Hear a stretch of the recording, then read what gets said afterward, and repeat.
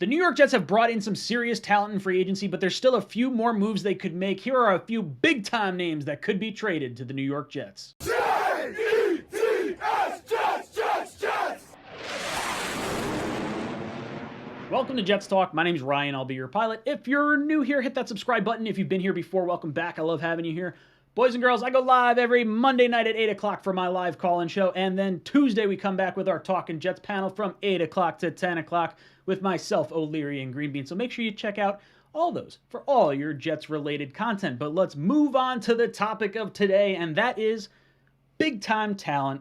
Could it be added via trade? We've already seen a bunch of free agent moves, and I really like where this New York Jets team is headed. We are priming ourselves for legitimately going after the best player available at each pick in this draft.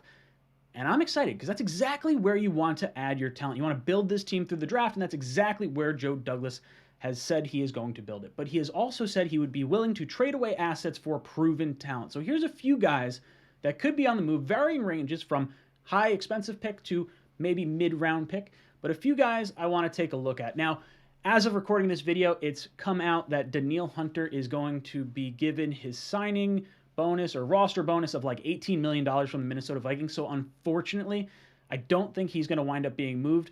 Or if he is, it's going to be for a much higher pick because they are going to have to pay out that $18 million.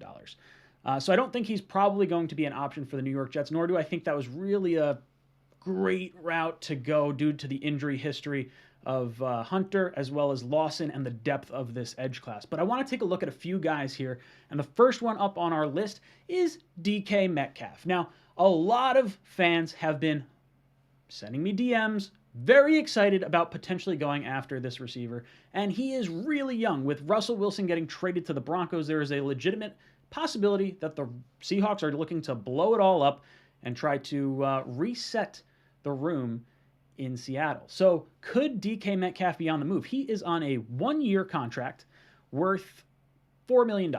So last year of his rookie deal, he was a second-round pick, so he doesn't have that fifth-year option built into his contract.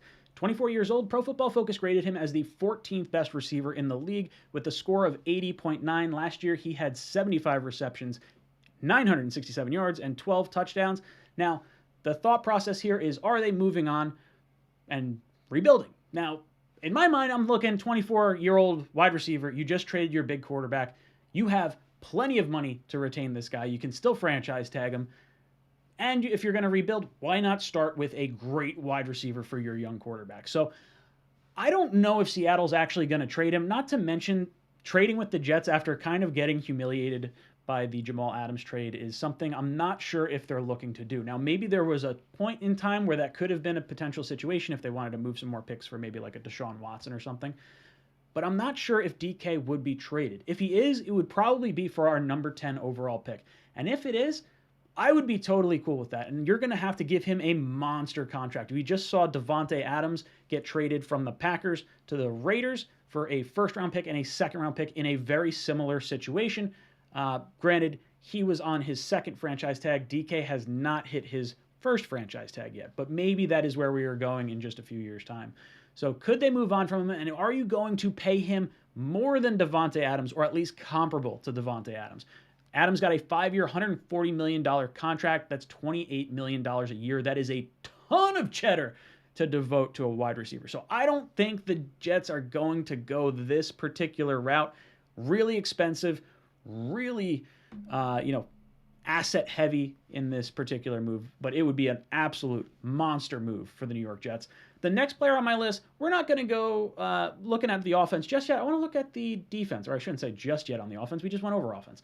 But I do want to look at a defensive player that we could take a look at, and one that has ties to our coaching staff.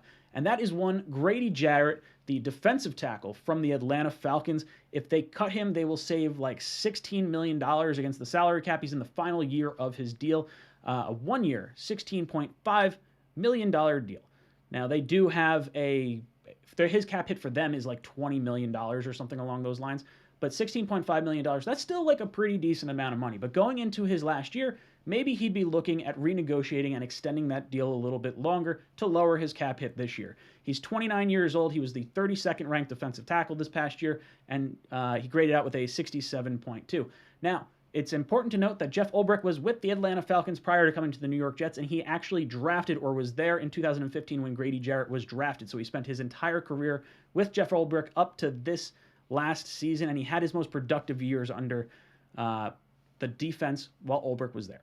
So could the New York Jets bring in a familiar face to our coaching staff? It seems like they're going to target defensive tackle pretty high in this draft. It could be in the top 2 rounds for sure, and it seems like that area is going to help our linebackers a lot. From what I've been hearing, the linebackers have really taken a little bit more brunt of the defensive issues than the defensive line really maybe should have.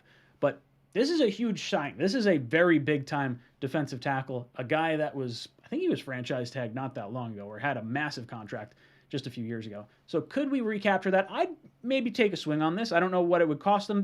The Falcons are about $2 million under the salary cap. If they trade Matt Ryan, that probably gets them to like 10. So they're still going to need a little bit of salary cap space to sign their draft class. And I could see this as a potential move they might want to make. And the final player I want to take a look at here, and this is Robert Woods. This is the most intriguing player for me right now. The Jets kind of missed out on the wide receiver rush in free agency and in some parts of the trade market, particularly with Amari Cooper. He's 30 years old, or will be 30 years old. 29th ranked wide receiver, had a grade of 75.5. In last year, he played in 9 games before tearing his ACL. He had 53 touches, 602 yards, and 5 touchdowns. This guy is coming from an offense that is very similar to the New York Jets. The Rams offense and the Shanahan offense split after Washington, and they are still very similar. This guy is utilized all over the field, but mainly as a wide out receiver.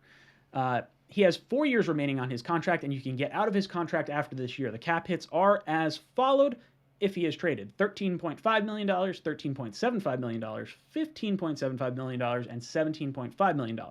So you'd have him locked in until 2005 or 2025 if you really want him. Like I said, you could move on from him after this year if you wanted to. You draft your wide receiver in the 2nd round. If you don't want him, you move on from him after the year.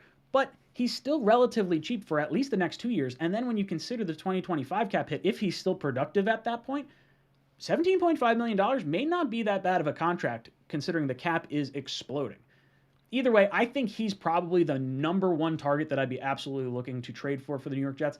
I think he's probably going for a mid-round pick. You're probably looking at like a 4th round pick. Now that they've brought in Allen Robinson, apparently they want to bring back Odell Beckham Jr. You already have Cooper Kupp. Could Robert Woods stay there under a renegotiated contract? Entirely possible. Does he want to move and leave from a championship caliber team to come to the Jets? Probably not, but alas, we'll see what winds up happening. Guys, let me know your potential trade targets down below in the comments section. And as always, go Jets.